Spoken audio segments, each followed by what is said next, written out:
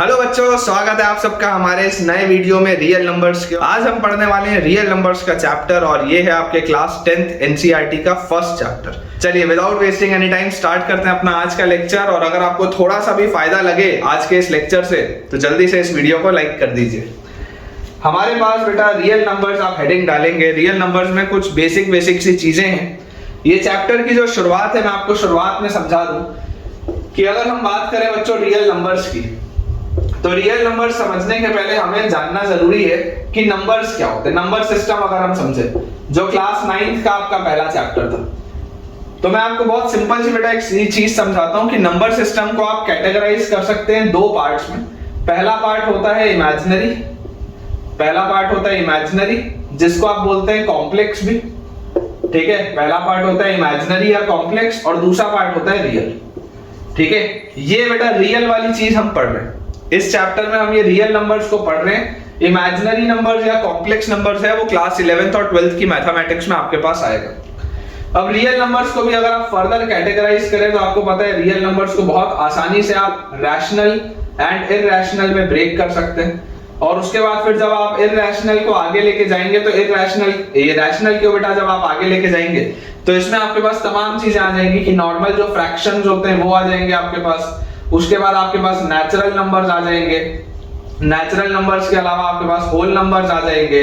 Whole numbers के अलावा आपके पास इंटीजर्स आ जाएंगे। ये सारी चीजें आपके पास रैशनल नंबर के अंदर आ जाएगी। ये बेसिक चीजें हैं बेटा जो आपने पढ़ी भी हुई हैं। इस चैप्टर में हमें पढ़ना है रियल नंबर्स। ठीक है, हमारा डिस्कशन पॉइंट इमेजिनरी नंबर्स का या कॉम्प्लेक्स नंबर्स का बिल्कुल नहीं रहेगा। हमें सिर्फ रियल नंबर्स पढ़ना है। और इस चैप्टर की शुरुआत में मैं आपको बता दूं कि इसमें जो काम की चीजें हैं, सबसे पहले तो बेटा आपके लिए इंपॉर्टेंट टॉपिक में आ जाएगा। इंपॉर्टेंट अगर हम टॉपिक समझे तो इंपॉर्टेंट टॉपिक में आपके पास आएगा Euclid's division lemma which is EDL. सबसे पहली चीज यूक्लिड्स डिवीजन लेमा आपके पास आएगा। ठीक है, यूक्लिड्स डिवीजन लेमा का फिर एप्लीकेशन आएगा और उसका एप्लीकेशन कराने के बाद मैं आपको बताऊंगा fundamental theorem of arithmetic.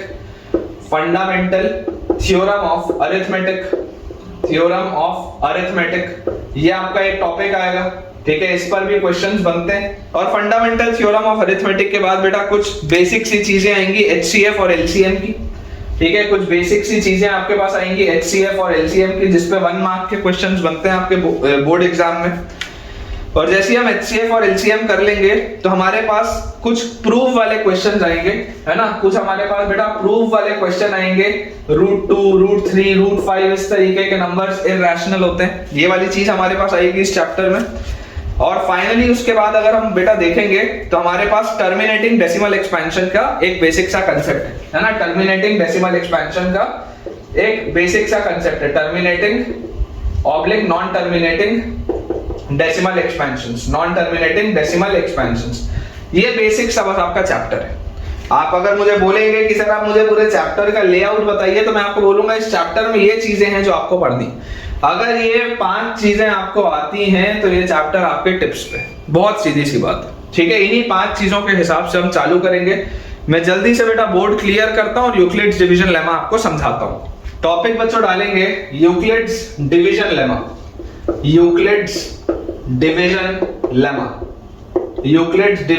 Lemma.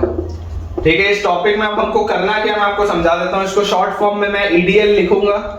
आप एग्जाम में ईडीएल नहीं लिखेंगे। एग्जाम में शॉर्ट फॉर्म्स आपको नहीं लिखने, उससे आपके मार्क्स कट सकते हैं। मैं टाइम बचाने के लिए, थोड़ा सा स्पेस बचाने के लिए शॉर्ट फॉर्म में लिखूंगा, बट आई रिपीट एग्जाम में आप शॉर्ट फॉर्म में बिल्कुल भी नहीं लिखेंगे।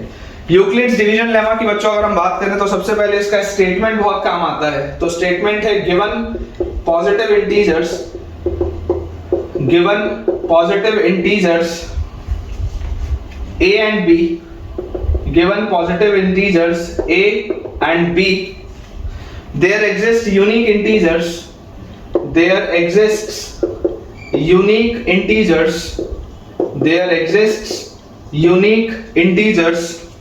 q and r satisfying there exists unique integers q and r satisfying a is equal to bq plus r where 0 is less than equal to r is less than b। ये अपने पास बच्चों इसका statement है। ठीक है, ये अपने पास इसका स्टेटमेंट है। सबसे पहले मैं आपको इसका बेसिक समझाता हूं। यूक्लिड्स डिवीजन लेमा अगर आपको एकदम साधारण सी भाषा में समझना हो तो आप इसको ऐसा मान के चलिए कि आपने बेटा बचपन में ये चीज तो पढ़ी है कि dividend is equal to divisor into quotient plus remainder होता है। ये बात तो हमको पता ही। आप तो सिर्फ वो लिख लो, बगल में आप छोटा सा बस ये लिख लो, dividend is equal to divisor multiplied by quotient, dot का मतलब मल्टीप्लिकेशन होता है, multiplied by quotient plus reminder. हम बच्चों अगर सिर्फ सिंपल से इतना लिख लेना तो अब ये आपके लिए समझना बहुत आसान है। देखो आपको बोला जा रहा है given positive integers A and B. Positive integers मतलब क्या होता है? What is the meaning of positive integers? तो पॉजिटिव इंटीजर्स होते हैं बच्चों natural numbers. Positive integers are also known as natural numbers. Positive integers means natural numbers. Positive integer means natural numbers. Natural numbers को हम किससे represent करते हैं? तो कैपिटल एन से करते हैं।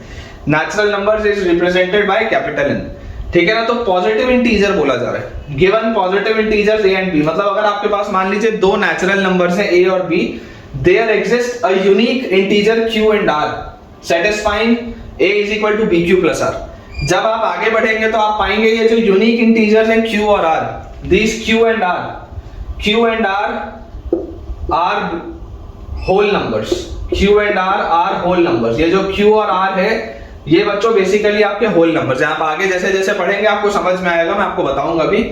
तो आपको ये समझना है कि अगर आप a और b को नेचुरल नंबर लेते हैं तो आपको q और r होल नंबर्स ऐसे मिलेंगे जो कि इस रिलेशन को सेटिस्फाई कर रहे होंगे। ये रिलेशन को आप बहुत गौर से देखिएगा, बहुत ध्यान से समझने की कोशिश करिएगा कि ये रिलेशन क्या लिखा है। अगर आप a को डिविडेंड बोलो, b को डिवाइजर बोलो, q को क्वोशंट बोलो और r को रिमाइंडर बोलो, तो ये वही तो लिखा हुआ है कि given positive integers a and b, अगर मेरे पास डिविडेंड और डिवाइजर दिया होगा, अगर बच्चों मेरे पास एक डिविडेंड और एक डिवाइजर दिया होगा, तो जब मैं उस डिविडेंड को डिवाइजर से डिवाइड करूंगा तो मुझे एक क्वोशंट मिलेगा और एक रिमाइंडर मिलेगा। यही तो लिखा है, वही तो यहां पर भी लिखा हुआ है, ठीक है। और उसके बाद आपको एक कंडीशन दी हुई है r is less than b and greater than equal to 0।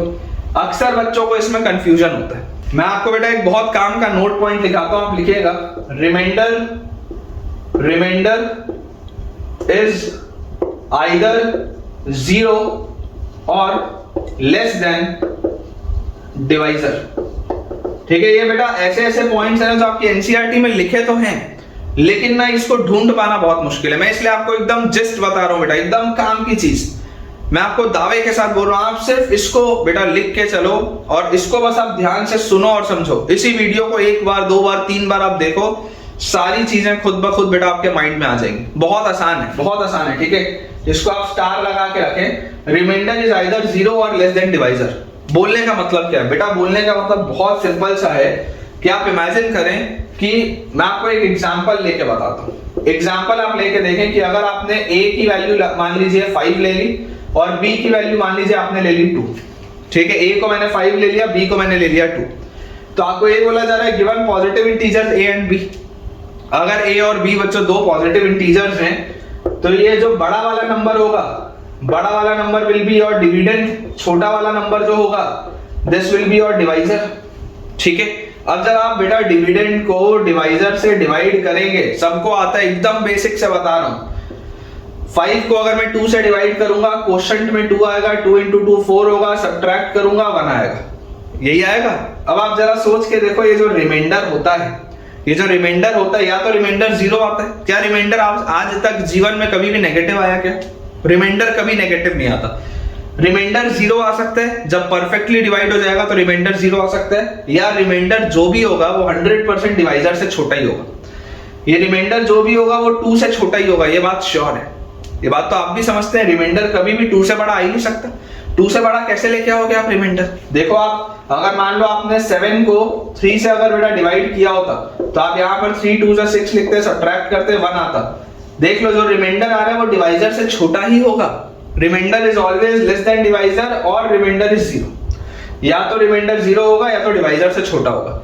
आपने बेटा सिंपल सी बात है, अगर आपके पास दो नंबर्स दिए होंगे a और b, तो ए और बी में बेटा आप बहुत आसानी से यूक्लिड्स डिवीजन लेमा का यूज करते हुए a is equal to B Q plus R लिख सकते हैं, dividend is equal to divisor into quotient plus remainder. सबको बताइए यहां पर a और b जो होता है वो नेचुरल नंबर होता है, क्योंकि ऑब्वियस सी बात है इन दोनों नंबर्स में से मैं कभी भी कोई भी जीरो तो रखूंगा नहीं, ना मैं जीरो से डिवाइड करूंगा ना मैं जीरो को डिवाइड करूंगा।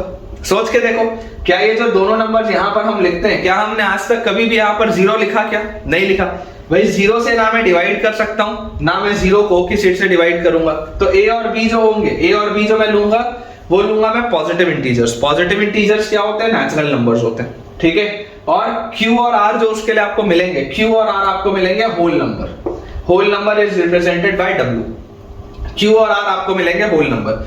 जैसे होल नंबर देखो आपको किस तरीके से मिल सकता है, आप इमेजिन करिए अगर मान लीजिए रिमाइंडर जीरो आ जाए, रिमाइंडर अगर जीरो आ जाए तो zero is a whole number, तो आप यहाँ पर नेचुरल नंबर नहीं लिख सकते थे। बहुत छोटे छोटे से पॉइंट्स हैं, लेकिन इसी में आधा आधा एक एक मार्क्स जो कटता है ना वो इसी में कटता है। तो अपने माइंड में हमको रखना है कि जो a और b होते थे वो नेचुरल नंबर होते थे और उसके लिए जो q और r मिलते थे वो होल नंबर मिलता था। ये चीज अपने को माइंड में अपने रखनी है। और रिमाइंडर जो भी होगा वो या तो जीरो हो सकता है, देखो इक्वालिटी है जीरो पे, या तो जीरो और डिवाइजर के बीच में होगा। डिवाइजर से हमेशा छोटा होगा। b क्या है? b is your divisor, b is your divisor, ठीक है। b जो है बच्चों वो डिवाइजर है आपका, ये डिवाइजर है और ये डिविडेंड है। तो जो रिमाइंडर आपका आएगा वो हमेशा डिवाइजर से छोटा होगा, जीरो से तो बड़ा होगा या जीरो भी हो सकता है। ये बेसिक है यूक्लिड्स डिवीजन लेमा जो हमको बच्चों समझ में आना चाहिए। अब यूक्लिड्स डिवीजन लेमा का यूज क्या आता है, कैसे इसको अप्लाई करते हैं, HCF कैसे निकालते हैं, वो तमाम चीजें अभी हम बेटा आगे चल के देखते हैं। सबसे पहले ये आपको समझ में आना चाहिए। अब मैं आपको एक नोट पॉइंट और लिखा दूं कि लेमा क्या होता है ना। ये भी आप बेटा आपके उसमें लिखा हुआ है, बुक में आपके दिया हुआ है कि लेमा क्या होता है। तो lemma is a proven statement, एक ऐसा स्टेटमेंट जो ऑलरेडी ट्रू है, उसको आप ट्रू मान के चलते हो और आगे उसी का यूज करते हुए बाकी स्टेटमेंट्स आप प्रूव करते हो। तो मैं आपको लिखा देता हूं, it is a proven statement, it is a proven statement, it is a proven statement used for proving, used for proving, it is a proven statement used for proving another statement। सब आपकी NCERT में दिया हुआ है, सारी की सारी बच्चों ये चीजें आपकी एनसीईआरटी में दी हुई हैं। It is a proven statement which is used for proving another statement, मतलब ये एक ऐसा वाक्य है जिसको आप मानेंगे कि वो सही, उसको सही मानते हुए आप आगे बढ़ेंगे और उसका इस्तेमाल करते हुए आप बचे हुए जो थ्योरम्स हो सकते हैं, कोई और रिजल्ट्स हो सकते हैं, वो आप प्रूव करेंगे। अब बेटा अपन नेक्स्ट अपना टॉपिक देखेंगे which is Euclid's division algorithm. Algorithm और लेमा में क्या अंतर होता है मैं आपको बताता हूं। नेक्स्ट अपने पास है Euclid's division algorithm. Euclid's division algorithm. Algorithm मतलब क्या होता है बेटा? Algorithm is basically a series of steps, particular कुछ स्टेप्स आप फॉलो करते हैं एक ऑर्डर में, वो एक एल्गोरिथम बनता है, ठीक है ना। एक के बाद एक के बाद एक के बाद एक के बाद एक के बाद अपन स्टेप्स करते जाते हैं, तो वो जो पैटर्न होता है ना स्टेप्स का, दैट इज एन एल्गोरिथम। तो यूक्लिड्स डिवीजन एल्गोरिथम अपन देखते हैं, इसका यूज क्या है। तो this is used to find the highest common factor of two positive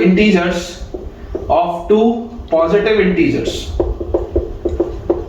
This is used to find the highest common factor of two positive integers, ठीक है। अब किस तरीके से आपको अप्लाई करना है मैं आपको समझाता हूं। टू पॉजिटिव इंटीजर्स आप ले लें a and b where a is greater than b। मान लीजिए आपके पास दो पॉजिटिव इंटीजर्स दिए हुए a और b, ये आपका डिविडेंड है, ये आपका डिवाइजर है। ऑब्वियसली आपका dividend is greater than divisor, इस केस में हम मान के चल रहे हैं। तो अगर हमें दो नंबर्स का हाईएस्ट कॉमन फैक्टर निकालना हो, ये 1 मार्कर क्वेश्चन है कि ईडीएल कहां लगता है, ईडीएल या ईडीए, यूक्लिड्स डिवीजन लेमा या यूक्लिड्स डिवीजन एल्गोरिथम का इस्तेमाल हाईएस्ट कॉमन फैक्टर निकालने के लिए होता है, ये आपको पता होना चाहिए। अगर आपके पास दो पॉजिटिव इंटीजर्स हैं या अगर आपके पास दो नेचुरल नंबर्स हैं, positive integers are basically natural numbers, तो अगर आपके पास दो पॉजिटिव इंटीजर्स या दो नेचुरल नंबर्स हैं तो उनका हाईएस्ट कॉमन फैक्टर निकालने के लिए आप ईडीएल का यूज करेंगे। किस तरीके से आपको करना है बेटा, मैं आपको स्टेप्स पहले लिखा देता हूं, फिर सवाल के थ्रू आपको समझाता हूं। तो सबसे पहले आप लिखें स्टेप 1। स्टेप 1 बच्चों अपने पास आ जाएगा, apply Euclid's division lemma, apply Euclid's division lemma to a and b। Apply Euclid's division lemma to A and B. सबसे पहले आप ए और बी पर यूक्लिड्स डिवीजन लेमा का अप्लाई करें, है ना, एप्लीकेशन इसमें करें। Find whole numbers Q and R, find whole numbers Q and R. Q और आर बच्चों आपको होल नंबर्स फाइंड करना है। Find whole numbers Q and are such that a is equal to B Q plus R. ये बात तो आपको पता ही है, अगर आप EDL लगा रहे हैं तो a is equal to B Q plus R आपको लगाना ही पड़ेगा। और ये भी हमको पता है कि रिमाइंडर जो होता है वो हमेशा जीरो या उससे बड़ा होता है और डिवाइजर से छोटा होता है। आप देखो इक्वालिटी सिर्फ जीरो के साइड आएगी, इक्वालिटी डिवाइजर के साइड नहीं आएगी। Remainder is always less than divisor. Remainder कभी भी डिवाइजर के बराबर या डिवाइजर से बड़ा नहीं हो सकता। रिमाइंडर हमेशा ही डिवाइजर से छोटा होता है, ठीक है। तो ये अपने पास कंडीशन आ जाएगी।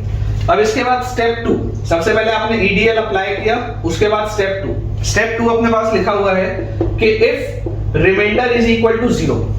आप इमेजिन करें अगर रिमाइंडर 0 आ गया, पहला ही आपने स्टेप में अप्लाई किया और अप्लाई करते ही अगर रिमाइंडर 0 आ गया, तो if remainder is 0 then B is the highest common factor, B is the highest common factor of A and B, then B is the highest common factor of A and B। बहुत सीधी सी बात है कि अगर reminder 0 आ गया तो बच्चों जो B होगा वही हाईएस्ट कॉमन फैक्टर होगा A और B का, बहुत ऑब्वियस सी बात है। और अगर मान लो रिमाइंडर 0 नहीं आता, if remainder is not equal to 0, imagine करिए एक ऐसी सिचुएशन आती है जिस सिचुएशन में रिमाइंडर 0 नहीं आता, तो उस केस में आपको बच्चों दोबारा से अप्लाई करना पड़ेगा, apply EDL on B and R, apply EDL on B and R। अब आप अगर मान लीजिए रिमाइंडर 0 नहीं आया तो आप दोबारा से EDL अप्लाई करेंगे B पे और R पे, ठीक है ना। ऑब्वियसली B बड़ा है, R छोटा है, तो ये अब डिविडेंड हो जाएगा, ये डिवाइजर हो जाएगा, है ना। This will be your new dividend, this will be your new dividend and this will be your new divisor. बहुत ऑब्वियस सी बात है, this will be your new divisor, ठीक है।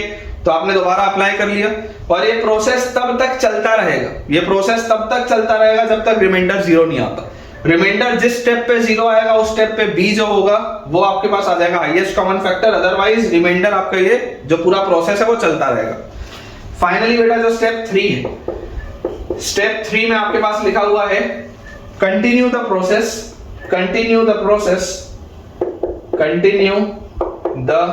Process till the remainder is 0, till the remainder is 0, continue the process till the remainder is 0।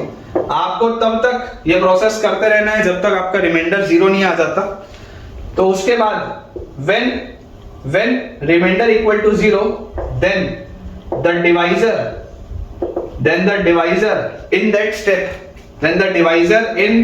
that step is the highest common factor. ये इसका तरीका होता है, ठीक है। मैंने वर्ड्स में आपको लिखा दिया, अभी मैं आपको बेटा क्वेश्चन प्रैक्टिस करके भी दिखाऊंगा कि किस तरीके से HCF निकाला जाता है। लेकिन आप अप्रोच एकदम क्लियर रखें। आपके पास अगर दो नंबर्स दिए हैं और अगर आपको उसका हाईएस्ट कॉमन फैक्टर निकालना है तो आप उन दोनों नंबर्स में यूक्लिड्स डिवीजन लेमा अप्लाई करें। अप्लाई करने के बाद आप चेक करें कि रिमाइंडर 0 आ रहा है या नहीं। अगर रिमाइंडर 0 आ गया तो जो डिवाइजर होगा वो हाईएस्ट कॉमन फैक्टर आ जाएगा उस स्टेप में। अगर रिमाइंडर 0 नहीं आया तो आप दोबारा से B और R में अब क्या करेंगे, EDL अप्लाई करेंगे और आप ये तब तक करते रहेंगे जब तक रिमाइंडर 0 नहीं आता। कभी ना कभी रिमाइंडर 0 आएगा, ये बात निश्चित है। जिस भी स्टेप पे आपका रिमाइंडर 0 आएगा उस स्टेप का जो डिवाइजर होगा that will be your highest common factor. बहुत सिंपल सा ये स्टेटमेंट है।